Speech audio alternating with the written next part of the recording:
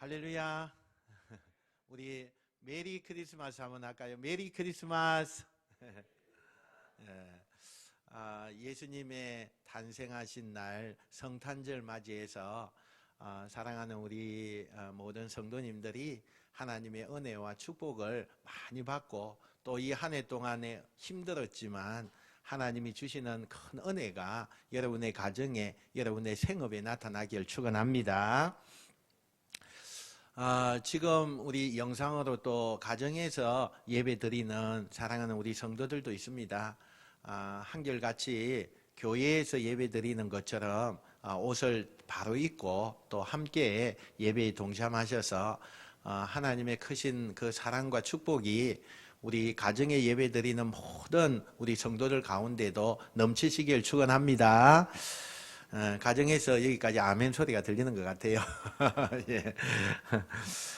올해는 이 참 성탄들이 참 마음이 춥고 또 허전한 그런 분위기에 우리가 있는 것 같습니다. 왜냐하면 참 명절이고 기독교인에게 있어서는 큰 명절이고 또 그래서 함께 나와서 예수님의 그 탄생하신 것을 우리가 참 웅장하게 찬양하면서 또 특별히 우리 찬양대도 더 그냥 준비해서 예수님의 그 탄생을 축하하는데 올해는 우리가 비대면 예배로 그걸 드릴 수 없으니까 너무 안타까운 마음이 생기고 또 거리들마다 성탄 캐럴이 울리고 그렇게 해야 함에도 불구하고 우리 남포동에도 그 수많은 수억 원을 들어서 그 참 조명을 이렇게 해놨지만 조명을 켜보지도 못하고 있는 그런 상황에 있는 것을 보면서 마음이 참 찡하기도 하고 또 허전한 그 마음을 우리가 감출 길이 없습니다. 한편으로는 우리의 마음속에 화가 나기도 합니다. 왜 이렇게 되었는지 화가 나기도 하고 그런 마음을 우리가 가집니다. 온 나라가 성탄의 기쁨과 즐거움으로 뒤덮여야 할 이 시기에 우울한 이 분위기. 그러나 성탄절은 우리 예수 믿는 사람들에게는 큰 명절이고 우리가에게 많은 의미를 주는 그 절기이기에 우리가 이런 때일수록 더 힘을 내고 또 온 가족이 함께 모여서 성탄 예배를 드리면서 그 예수님을 축하하는 그런 귀한 시간인 줄로 믿으시길 바랍니다. 여러분, 성탄의 선물의 효시는 오늘 본문에 나타나고 있는 이 동방 박사들의 경우가 아닐까 그런 생각을 해봅니다. 이들은 멀리 이방 나라에 있어요. 그 예루살렘에 사는 사람들이 아니고 저 이방 나라의 그 동방에서 하늘에 이상한 별을 보고 그 별이 이 동방 박사들을 인도해서 이 예루살렘, 이 베들레헴까지 오게 하는 그 놀라운 은혜를 체험하는 그런 일들이 있었다는 거예요. 근데 참 이들은요, 하나님의 그 축복을 받은 이 박사들이라고 생각을 해요. 그 많고 많은 사람들 가운데 예수님의 탄생을 그렇게 제일 첫 번째 알려준 그 박사들, 참 선택받은 박사들 아닙니까? 그런데 그 박사들 이방인들에게 먼저 알리셔서 그 이방인이요, 참 믿기 어려운 일들이지만 그 현자들이 예수님의 탄생을 제일 먼저 찾아와서 축하해주는 그런 일이 있었다는 것은 오늘날 우리에게 있어서도 좀 경각심을 불러일으키게 하는 일이 아닐까 생각합니다. 예수님을 믿는다고 하는 사람들, 그 사람들에게 하나님이 알리지 않고 이방 나라의 이방 사람에게 먼저 알렸다? 그건 우리에게 참 믿음으로 말미암아 우리가 얼마나 믿음의 강함을 가져야 되는가, 믿음을 잘 가져야 되는가를 생각하게 하기도 합니다. 먼저 이들이 예루살렘에 와서 성중의 백성들에게 폭탄적인 질문을 던지죠. 마태복음 2장 2절 말씀해 보니까요. 한번 같이 읽어봅시다. 시작. 유대인의 왕으로 나시니가 어디 계시냐? 우리가 동방에서 그의 보혜를 보고 그에게 경배하러 왔노라 하니. 아멘. 하나님은 유대 지도자들이나 백성들조차도 알지 못하는 엄청난 이 사실을 이방인들에게 알게 하셨습니다. 그리고 이들을 아기 예수님이 계시는 집으로 인도하는 것을 보게 돼요. 왜냐하면 하나님께서는 이들이 메시아를 왕으로 예배하면서 섬기고자 하는 그 마음의 중심의 믿음을 보시고 계셨다는 거예요. 11절요. 11절 우리 같이 읽어봅시다. 시작. 집에 들어가 아기와 그의 어머니 마리아가 함께 있는 것을 보고 엎드려 아기께 경배하고 보배합을 열어 황금과 유황과 몰약을 예물로 드리니라. 아멘. 엎드려서 아기께 경배하고, 동방 박사들은 아기 예수님께 신적인 경배, 마음을 다하여서 그 어린 아기에게 경배하는, 즉 예배하는 그 모습을 보게 된다는 거죠. 예수님의 동족 유대인들은 아무도 아기 예수님을 찾아 경배하지도 않았는데 이 이방 땅에서 온 박사들이 저 멀리서부터 그 별을 따라서 베들레헴까지 와서 그 아기 예수께 경배하는 그 사실을 우리가 볼 때에 하나님의 계획하심이 어디에 있는가, 하나님의 마음이 어디에 있는가, 이것을 우리가 가히 짐작해 볼 수가 있다는 사실입니다. 또한 오늘 본문에 보니까요, 우리가 한 가지 주의 깊게 봐야 될 말씀이 있어요. 오늘 이 말씀에서 아기 예수께 경배하고 거기에서 예배를 드렸다는 이야기만 나오지 마리아에게 경배했다는 표현이 전혀 볼 수가 없는 것을 보게 돼요. 로마 가톨릭의 성모 숭배 사상은요, 성경적인 근거에서 나온 것이 아닙니다. 인본주의 사상에서, 그곳에서 나온 잘못된 교리라는 사실이에요. 전설에 의하면 동방 박사들은 세 개의 보배합을 가지고 왔는데 그곳에 황금과 유황과 몰약을 넣어서 가져왔다 그랬어요. 여기에 황금이라고 하는 것은 우리가 잘 알다시피 아주 금 아닙니까? 금. 나이 많고 백발이 긴 수염을 기른 멜기올이라고 하는 사람이 이것을 들고 왔대. 유황이라고 하는 것은 젊고 수염이 없는, 얼굴이 붉은 카스파르가라고 하는 사람이 이것을 들고 왔대. 몰약이라고 하는 것은 새로이 기른 수염이 났고 거무스러한 얼굴을 가진 팔타자리라고 하는 사람이 그 몰약을 들고 예수님 앞에 왔대. 오늘은 우리가 예수님께 드린 이 세 가지 예물에 관하여서 우리가 조금 살펴보면서, 특별히 이 예물이 가지고 있는 영적인 의미가 무엇이 있는지 그걸 잠시 살펴보면서 은혜를 나누고자 합니다. 제일 먼저요, 황금 예물입니다. 황금 예물. 11절 말씀에 우리가 중반절부터 이렇게 보니까 보배합을 열어 황금과 이렇게 해놨습니다. 여러분, 당시에 중건동의 예법에는 왕 앞에 나갈 때는요, 두 가지의 모습으로 나갔습니다. 첫째는 왕에게 제일 먼저 가서는 큰 절을 올렸습니다. 그게 왕에게 가는 예법입니다. 그래서 큰 절을 했고, 또 하나는 빈손으로 가지 않았습니다. 반드시 왕에게 갈 때는 황금을 들고 그렇게 선물을 가지고 갔다고 했어요. 이 동방 박사들이 예수님께 드린 첫 번째 예물이 황금 예물이었다는 겁니다. 여러분, 신학자 칼빈이라고 하는 신학자는 이런 말을 했어요. 이 황금이 그리스도의 왕권을 상징한다, 이렇게 말했어요. 그리스도의, 예수님의 왕권을 상징한다. 황금은 예수 그리스도의 세 가지의 직분이 있는데, 그게 첫 번째가 왕의 직분, 두 번째가 제사장의 직분, 세 번째가 선지자의 직분인데, 그 세 가지 가운데 왕직을 뜻한다고 말씀하고 있어요. 즉 예수님께 황금 예물을 드리는 것은 예수 그리스도께서 왕으로 이 땅에 오신 것을 인정하고, 그를 왕으로 섬기겠다는 표현을 이 박사들이 지금 하고 있다는 사실이에요.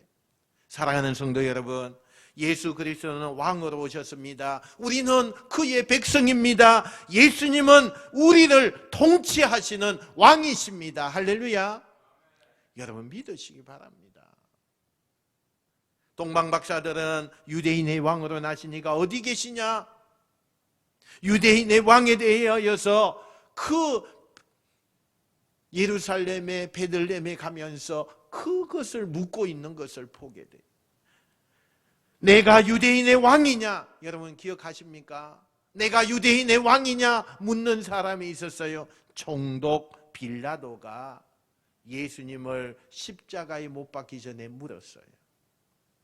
로마 황제 시저의 신하였던 이 빌라도는 예수님께서 로마의 황제마저도 예수님의 발밑에 꿇어 엎드리게 할 수 있는 온 인류의 왕이심을 꿈에도 상상하지 못했어요. 그러나 사실 우리 예수님은 유대인의 왕의 그 정도에서 그칠 뿐이 아니에요.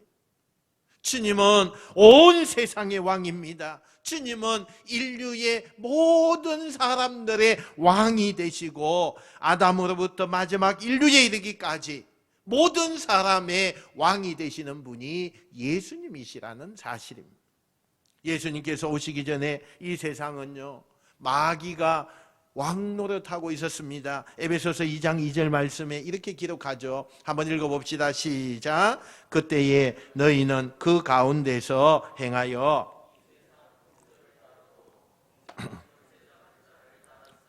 곧 지금 불순종의 아들들 가운데서 역사하는 영이라. 아멘.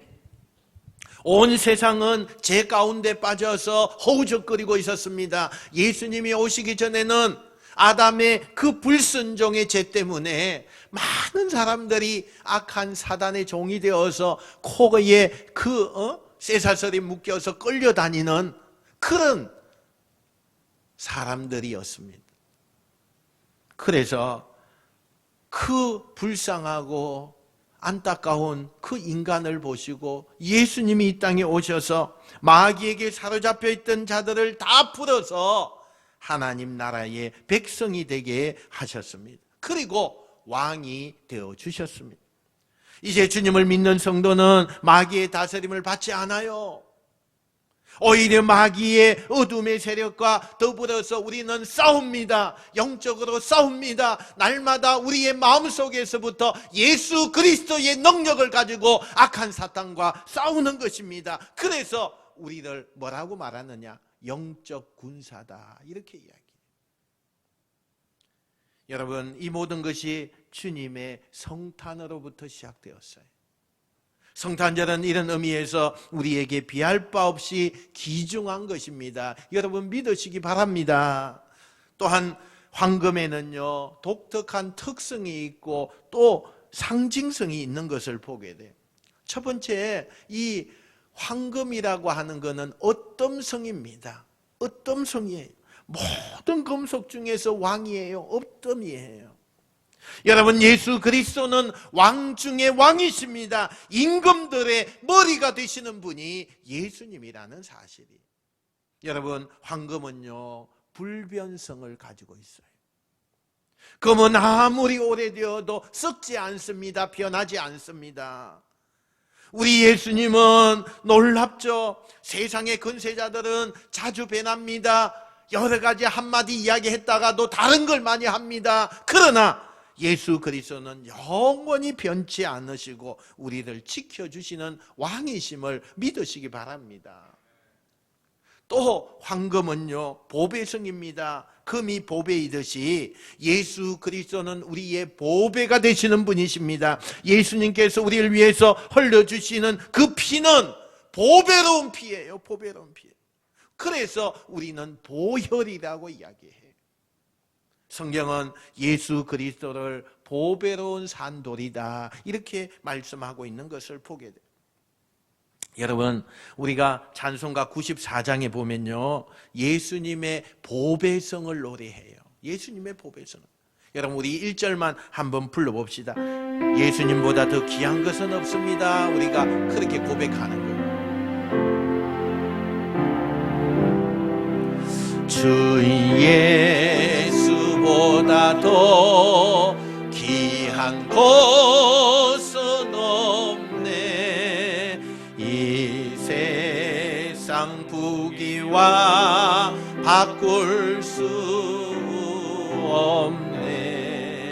영죽을 내 대신 돌아가시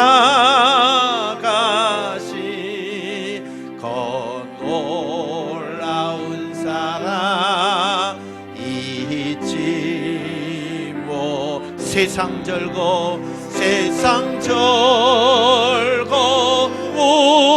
웃다 버리고 세상 자랑 다 버렸네.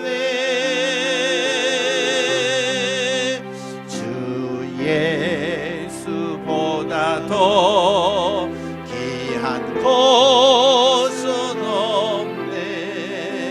예수 밖에는 없네.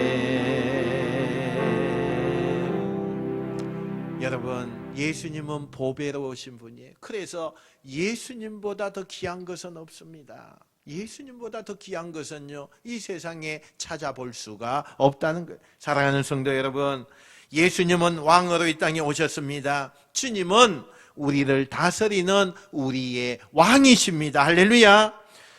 우리는 온 우주 가운데서 가장 귀한 분, 그분을 소유한 사람이 우리예요. 그러니요 우리도 보배성을 가지고 있다는 거죠. 그러므로 왕 대신 예수님께 우리가 황금의 예물을 드리는 그런 우리의 성도가 되어야 하는 겁니다. 예수님을 나의 모든 삶에 완전히 나를 주관하시는 그 왕으로 우리가 인정하고 주님께 나의 마음의 왕자를 내어놓는 여러분 되시길 축원합니다. 나의 가정, 나의 직장, 나의 시간, 물질, 건강, 의지, 가치관, 장래의 희망까지도 주님 발 앞에 다 내려놓는 여러분 되시길 축원합니다. 이 세상에요 부귀와 명예와 행복까지도 주님을 위해서 희생할 각오를 갖추는 순교적인 그 결단을 여러분 하셔서 황금의 예물을 드리면서 예수님을 높여드리는 아름다운 여러분 되시길 주님의 이름으로 축원드립니다. 두 번째는요, 오늘 유황예물을 드렸어요. 유황예물 드렸어요. 11절에 계속해서 읽어보니까 보배 합을 열어 황금과 유황과 그렇게 말씀을 하고 있어요. 여러분 당시 풍속으로는 귀한 분, 직위를 높이 가지고 있는 그런 사람들에는 향료를 이렇게 뿌려드리는 일이 있었습니다. 이 향료는 너무 비싸요. 그래서 한 방울 한 방울이 얼마나 귀한 줄 몰라요. 마가복음 14장에 보니까 한 여인이 향료를 주님의 발에다가 부었다고 그래요. 쏟았다고 그랬어요. 그 많은 한 방울만 드리는 것이 아니라 부었다고 그랬어요. 그리고 자신의 머리카락을 가지고 닦았다. 이것은 뭘 이야기하느냐? 예수님을 최고로 대접한다는 것을 말씀하고 있어요. 여기 유황이라고 하는 것은 동아프리카와 또 아라비아 등지에서 자생하는 나무에서 추출되어지는 향수예요. 이것은 고대요 제의적 용도로 많이 쓰였습니다. 칼빈은 이 유황을 그리스도의 제사장권을 상징하는 것이다 이렇게 말을 했어요. 유황은 예수 그리스도의 세 가지 직분 가운데서 제사장직을 말하고 있다라고 칼빈이 말했다는 겁니다. 정 예수님은 유황예물을 드리는 것은 우리가 예수 그리스도께서 우리의 죄값을 치러주시고 하나님과 우리 사이를 화목하게 만드시는 분의 그 역할을 하고 있다는 거예요. 그래서 그분을 인정하고 그분을 따라가야 된다는 사실입니다. 사랑하는 성도 여러분, 예수님은 성도들에게 제사장이 되어주십니다. 이것은요, 엄청난 놀라운 사실입니다. 히브리서 3장 1절에는 이렇게 말하고 있죠. 같이 한번 읽어봅시다. 시작. 그러므로 함께 하나님의 부르심을 받은 거룩한 형제들아, 우리가 믿는 도리의 사도이시며 대제사장이신 예수를 깊이 생각하라. 할렐루야. 오늘 구약의 이 제사장은 이스라엘 백성들 위해서 하나님께 제사를 드리는 사람을 이야기합니다. 제사장은요, 그 백성들이 가지고 온 그 짐승을 잡아서 그 피를 통해서 하나님 앞에서 중보자의 역할을 감당하고, 그 중보자의 역할 가운데서 죄 용서를 하나님 앞에 올리는 그런 일을 행했다는 거예요. 제사장은 오직 백성을 위해서 죽을 때까지 일을 했어요. 자신의 목숨을 다하는 그날까지 이 일을 행했어요. 예수 그리스도는 우리를 위해 제사장의 직분을 성공적으로 수행하셨습니다. 그분은요, 우리의 죄사함을 위해서 자신의 몸을 우리를 위해서 드렸어요. 제사장은 짐승을 잡아서 하나님 앞에 그 피를 드렸지만, 예수 그리스도는 자신을 죽이셔서 자신의 그 피를 하나님 앞에 드리셨다는 거예요. 그리고는 대제사장의 역할을 다 감당했다고 이야기해요. 동방 박사가 유황의 예물을 드린 것에는 이와 같은 깊은 의미가 담겨져 있는 것입니다. 구약의 제사장이 성막에서 하는 많은 일 가운데 또 중요한 일이 하나 있는데, 향불을 피우는 일이었어요. 여러분, 향불은 한번 그 향불이 켜져 있을 때는요, 절대 꺼지게 하지 말라고 하나님이 명령을 했어요. 그래서 굉장히 중요시 여겼습니다. 그러면 이 향불의 영적인 의미가 뭡니까? 이 향은요, 기도를 의미한다고 했어요. 예수 그리스도는 하나님 우편 보좌에서 우리를 위해서 기도하고 계시는 분이셔요. 주님은 우리의 모든 것을 다 보고 계십니다. 주님은 우리가 당하는 어려운 일, 위험한 일, 급한 일을 다 보고 계십니다. 주님은 우리가 얼마나 간절히 그리고 정직하게 기도하고 있는가를 모두가 다 보고 계십니다. 주님은 대제사장으로서 우리를 위해 중보 기도하고 계십니다. 할렐루야. 여러분, 주님은 그런 분이에요. 또한 이 향은 치료제의 의미가 있습니다. 구약에서 유황은 각종 상처의 치료제 역할을 했다고 해요. 예레미야 8장 22절 말씀 한번 볼까요? 시작. 길르앗에는 유황이 있지 아니한가? 그곳에는 의사가 있지 아니한가? 내 백성의 치료를 받지 못함이 어찌된 일인고? 어찌된 일인고?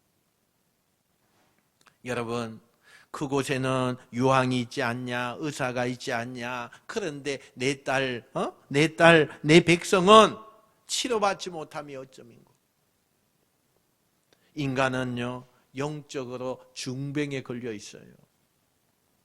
예수 그리스도, 그분은 죽음의 병에서 우리를 건지시는 분임을 여러분 마음속에 믿으시길 축원합니다.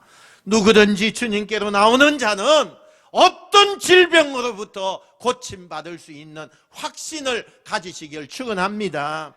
육신의 병을 고치시던 주님의 모습에서 우리는 주님께서 지금도 우리의 병을 고쳐주신다는 것을 믿으시길 축원합니다. 마음의 병 때문에 고생하는 사람이 있습니까? 주님께 나오면 능히 고침받습니다. 할렐루야. 우리 마음을 갉아먹고 있는 불안, 두려움, 고독, 절망, 우울증, 예수 그리스도 안에서 완전히 치료될지어다. 완전히 치료될지어다. 할렐루야. 예수님께서는 치료자 되시는 분이에요. 여러분, 영혼의 병은 가장 무서운 병이라고 합니다. 이것은 각종 죄로 인해서 우리 위에 드리워진 그런 사망의 병인데, 오직 예수 그리스도만이 우리를 이 병에서 건져낼 수가 있습니다. 믿으시길 바랍니다. 예수 그리스도의 제사장 되심은 이처럼 그분이 우리를 돌보시고 도우신다는 사실을 여러분 꼭 기억하시기 바랍니다. 사랑하는 성도 여러분, 예수 그리스도는 육신을 입고 오셔서 우리의 제사장의 직분을 감당하셨습니다. 주님은 자신을 친히 제물로 드리셔서 우리의 영원한 대제사장이 되셨습니다. 주님은 지금도 우리의 모든 어려운 삶을 개입하셔서 돌보시면서 치료하시면서 우리에게 나오신다는 것을 믿으시길 축원합니다. 그러므로 우리 모두는 예수 그리스도께 이 유황의 선물을 드려야 하는 것입니다.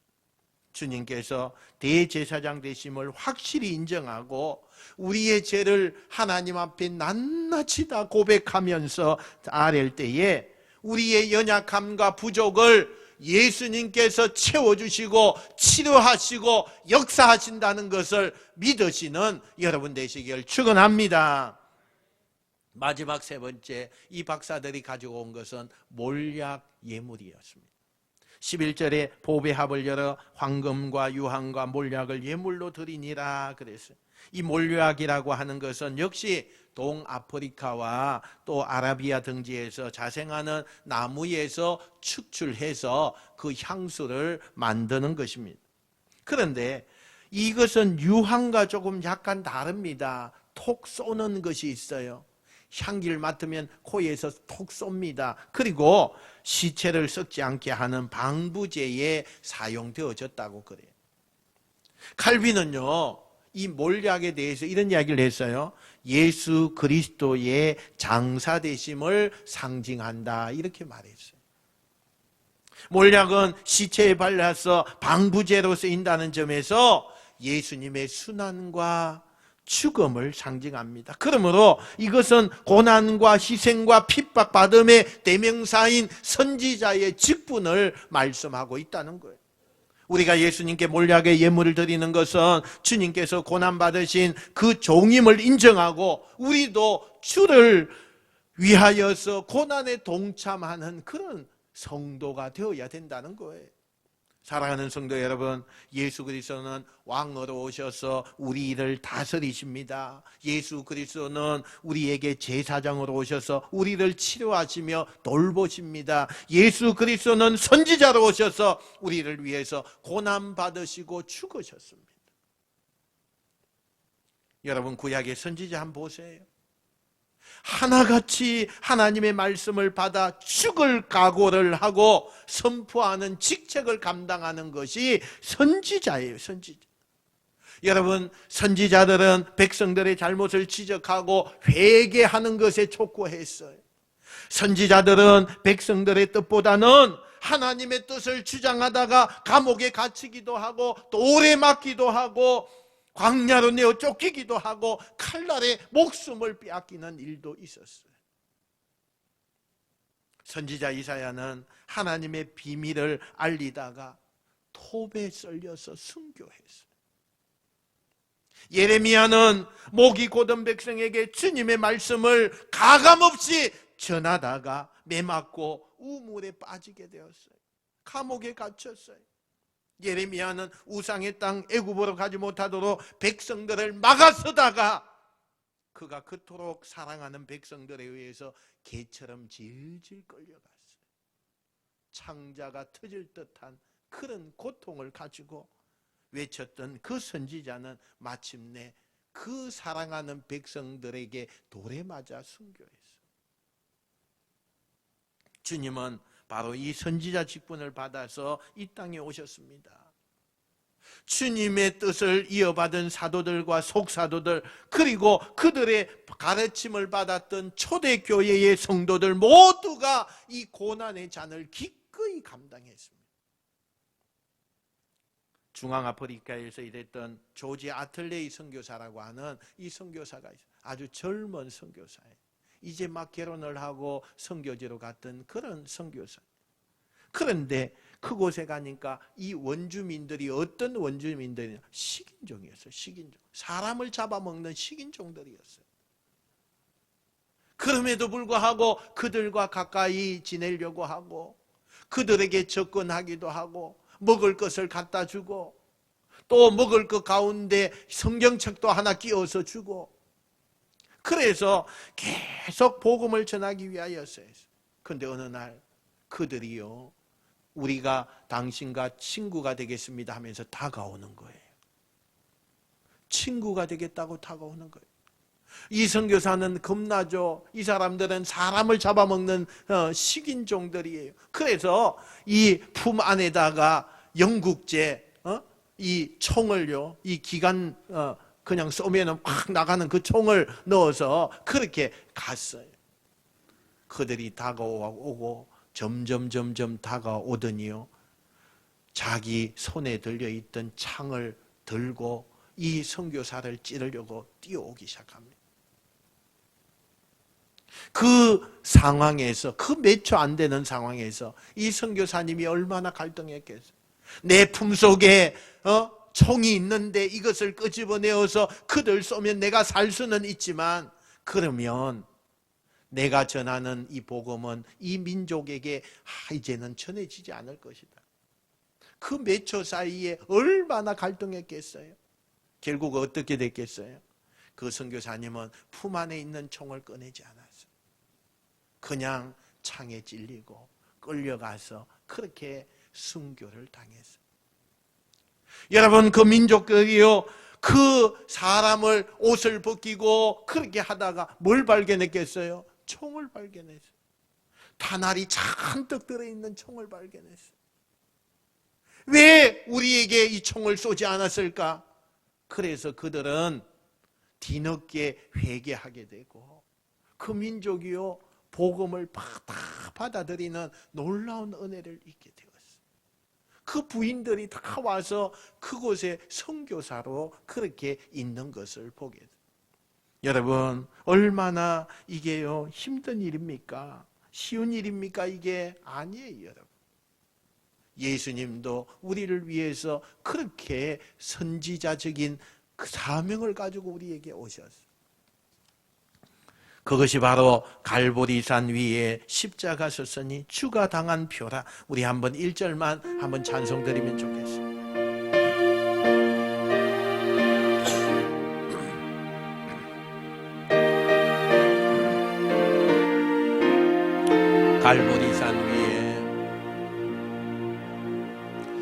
갈보리산 위에 십자가 섰으니 주가 고난을 당한 표라. 험한 십자가를 내가 사랑하며 주가 보혈을 흘리밀세 최후 승리를 얻기까지 주의 십자가 사랑하리. 빛난 멸류가 받기까지 험한 십자가 붙들겠네. 우리 주님은 선지자에게 그 사명을 감당하기 위하여서 우리를 위해서 십자가에 죽으셨습니다. 사랑하는 성도 여러분, 예수님은 우리를 위해서 왕으로 오셨어요. 예수님은 우리를 위해서 제사장으로 오셨습니다. 예수님은 우리를 위해서 선지자로 오셨습니다. 이방 땅 먼 동방에서 온 그 박사들이 보배합을 열어서 가장 귀한 것을 아기 예수님 앞에 드렸습니다. 사랑하는 여러분들은 지금 주님을 예배하러 나오실 때 어떤 모습을 가지고 나오고 있습니까? 여러분들도 동방박사처럼 가장 귀한 것을 믿음으로 준비하여서 나오고 계십니까? 여러분들은 우리를 위해 대속 제물이 되어주신 주님을 위해서 어떤 보배합을 준비하고 있습니까? 또 그 보배합에는 어떠한 예물이 준비되어 있습니까? 18세기에 영국의 와트 목사님이라고 계십니다. 이 목사님은요, 혼자 평생 동안 살면서 찬송시를 지었는데 얼마나 지었느냐? 6천여 편을 지었다 그래요. 6천여 편. 그런데 그 가운데 이 와트 목사님이 예수님께서 이 땅에 오신 세 가지의 그 의미를 깨닫고 기쁨으로 찬송을 지은 시가 있는데 그게 뭐냐? 기쁘다 구주 오셨네. 기쁘다 구주 오셨네. 그 찬송을 냈어요. 우리 한번 1절만 한번 불러봅시다. 기쁘다 구주 오셨네. 만백성 막져라. 온 교회여 다 일어나. 다 찬양하여라. 다 찬양하여라. 다 찬양하여라.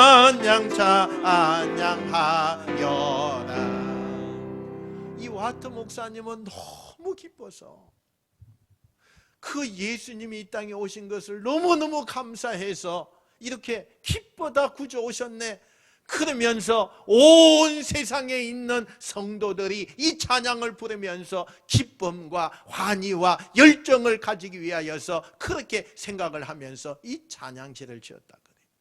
사랑하는 성도 여러분, 우리 모두 동방의 박사들처럼 우리의 보배함을 열어서 주님께 예물을 드리시기 바랍니다. 회개와 순종과 믿음과 헌신의 그 아름다움의 예배를 드려서 하나님을 영화롭게 하는 우리 모두가 될 수 있기를 주님의 이름으로 축원드립니다. 축원드립니다.